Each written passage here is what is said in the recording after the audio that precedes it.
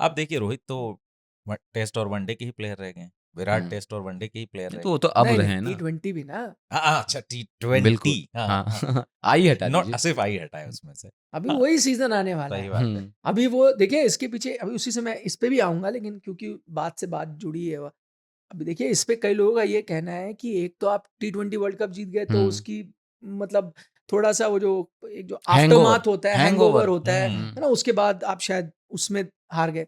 कईयों का ये भी कहना है कि आप, और ये भी चर्चा करने वाली बात है कि इस पूरी टेस्ट सीरीज में आप और हम भी, चलिए बल्ला बोल पे नहीं, मैं तो और भी कई वीडियोस Shows, करता हूँ, हाँ। हम क्या चीजों पे बात कर रहे थे, हम आईपीएल। हाँ फिर हम क्या कर रहे थे, ये रिटेन होगा, ये नहीं होगा, वो वहां जा रहा है, ये इस टीम को, तो आपको लगता है प्लेयर, अच्छा ये इनमें से कई प्लेयर हैं जो खुद बात नहीं कर रहे होंगे, इनमें से तो कई कप्तान हैं, या कप्तान नहीं है तो लीडरशिप ग्रुप में है, बिल्कुल। जो ये निर्णय ले रहे होंगे इस वक्त कि पहला अपने ऊपर कि हमें रिटेन होना है नहीं होना, अगर होना है तो किस प्राइस पे होना है, दूसरा आप अगर रिटेन हो रहे हो तो आप एडवाइस कर रहे हो किस किस को और रिटेन टारगेट करना करना है, हाँ, या टारगेट करना correct. होगा, या जो, तो आप उसमें इन्वॉल्व हो। Correct. तो क्या इस टाइम पे आईपीएल रिटेंशन होना सीरीज के साथ साथ, बट क्या इसने असर नहीं डाला होगा? बिल्कुल सर, मैं मुझे भी एक पॉइंट रख लूं, दिमाग में मेरा मैच चलते हुए यही चल रहा था कि कहीं ये आईपीएल के लिए ऑडिशन तो नहीं दे रहे कि देखो मैं ऐसे शॉट्स यार खेलता नहीं हूँ, लंबे नहीं शॉट देखिए, लगा ये सकता हूँ। सिर्फ ना मतलब आप कह लीजिए, कहने के लिए तो हजार बातें, अपनी अपनी ओपिनियन हो सकती हैं, बट मेरा सिर्फ कंसर्न ये नहीं है कि आप ये टेस्ट मैच हारे या आप सीरीज बेंगलुरु में हारे, सीरीज हारे। सवाल ये है कि पिछले कुछ टाइम से आपका टॉप ऑर्डर कर क्या रहा है? क्या 24/7 12 महीने क्या वो आईपीएल को ही देखता है क्या? आपके रन नहीं बन रहे यार? ये बढ़िया सवाल है, खास करके टेस्ट क्रिकेट में तो ये बात नहीं सही है, है। जायज है। आप जब मैं तक केएल आपके राहुल का, अब उस दिन जिक्र हो रहा था, मैं केएल राहुल की ही बात कर लूं। केएल राहुल के पिछले 4-5 साल के आंकड़े उठाइए, 12, 22, 17, 32 की एवरेज हर साल।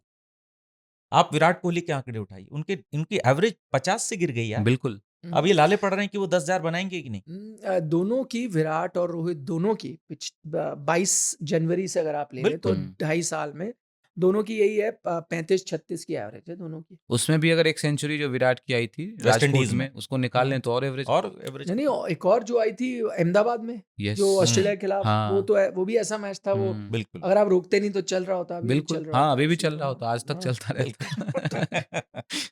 तो सवाल ये नहीं है कि T20 का इम्पैक्ट या आईपीएल का असर या रिटेंशन ऑक्शन, सवाल ये 2-3 टेस्ट मैचेस का नहीं है।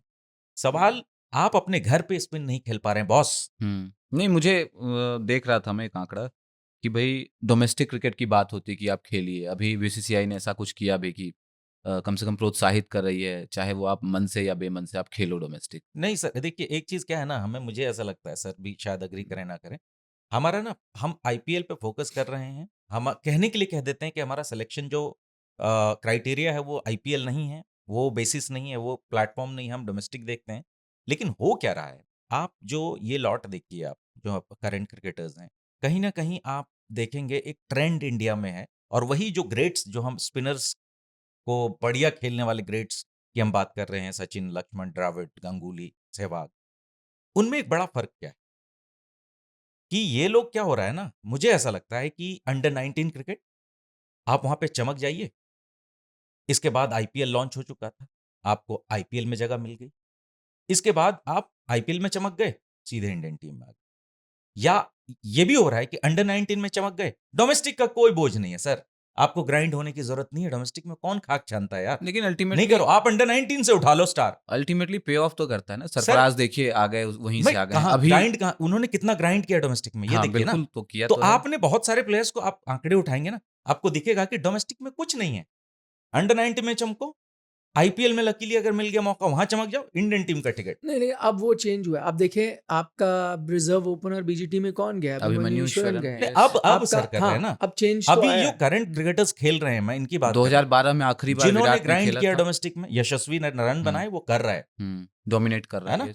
तो नहीं, अभी आप पूरी टीम निकाल लें सब, मतलब ठीक है, रोहित और विराट को आप छोड़ दें, जिन्होंने पता नहीं कितने साल हो गए होंगे 12 में domestic खेला था 12 में खेला विराट था ने, विराट 16 ने, में 16 रोहित ने में दिलीप मैं एक ट्रॉफी खेला आंकड़ा है। देख रहा था कि विराट का आखिरी डोमेस्टिक मैच है 12, सचिन तेंदुलकर का आखिरी डोमेस्टिक मैच है 13। 13 13, यस सोचिए। सही कह रहे हैं आप फर्क साफ है।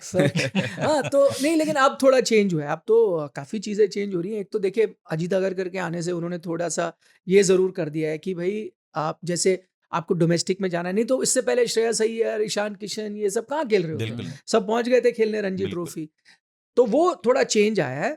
दूसरा अब ये सुनने में आया है कि अब दिवाली है तो आप और हम हो सकता है दिवाली मनाएं, इंडियन टीम नहीं मना रही होगी क्योंकि 31 को प्रैक्टिस है और सबको कहा है कोई ऑप्शनल प्रैक्टिस नहीं चलेगी, आप आना आके पड़ेगा आना पड़ेगा। ये भी अच्छी बात है। अच्छी हाँ। बात। तो एक तरफ से अंग्रेज अटैक कर रहे हैं, एक तरफ से पुर्तगाली करेंगे और एक तरफ से राघव दादा के साथ जो रॉयलिस्ट है वो करेंगे। तो तीनों तरफ, और उधर निजाम भी तैयार थे। तो ये था कि चारों तरफ से ये मराठे उस समय लड़ने की पोजीशन में नहीं थे। नेहरू जी ने पार्लियामेंट में एक स्टेटमेंट दिया था जिसमें उन्होंने कहा था कि जो लोग ऐसे पुर्तगालियों के शासन के नीचे रहते हैं उन लोगों की जिम्मेवारी है कि अपने इलाके को आज़ाद करें। टोटल कितने लोग थे जब ये अंदर घुसे लड़ने? अंदर घुसे तो 12-13 ही थे बस हाँ 12-13 थे मैक्सिमम। क्या सोच के घुसे कि 12-13 लोग आजाद करा लेंगे? पुर्तगालियों को लगा हम तो चारों तरफ से घिरे हुए हैं। जिस दिन हमारी फायरिंग रुक गई, हमने इन वर्लियों पे इतने अत्याचार किए हुए हैं कि अगर ये अंदर आ गए तो ये हमारी टुकड़े एक एक करके टुकड़ा करेंगे। एक दिन प्रधानमंत्री बने और अगले दिन सवेरे उन्होंने अपने देश का विलय जो है वो भारत के साथ कर दिया।